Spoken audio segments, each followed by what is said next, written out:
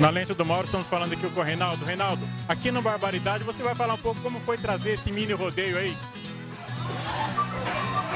Bom, primeiramente eu queria dizer que é uma satisfação muito grande a gente poder estar realizando essa festa tão somente com a coragem, com a raça e a perseverança de alguns dos meus, vamos dizer assim, dos meus herdeiros, né? Eu tenho aí o meu neto e os meus filhos participando ativamente. Como todo mundo sabe, nós fomos os fundadores da festa do Peão de Boiadeiro em Juquitiba.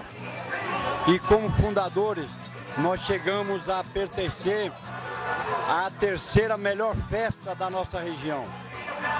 Aí, não sei como, não sei porquê, mas as coisas foram se acabando e por pouco a gente perde. Mas graças a Deus nós conseguimos comprar essa arena, compramos essa arena e conseguimos, numa parceria com o Milton, nós conseguimos então, estamos hoje montando uma boiada nossa. Então hoje nós podemos dizer assim, nós já demos início a uma realização futura de uma festa do Peão de Boiadeiro, que nem gente grande. Por quê? Nós somos hoje, podemos dizer que nós somos hoje independentes.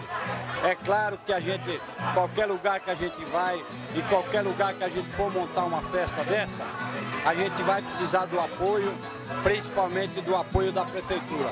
Mas hoje eu posso dizer de coração, da mesma forma que nós estamos aqui usando esse terreno que foi graciosamente cedido pelo Heraldo, que é uma pessoa do nosso meio também, uma pessoa que gosta e vem colaborando.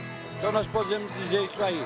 Mauro, nós estamos partindo para ter uma estrutura e quem sabe voltar a ser aquilo que nós éramos. A terceira festa do Peão de Boiadeiros da região.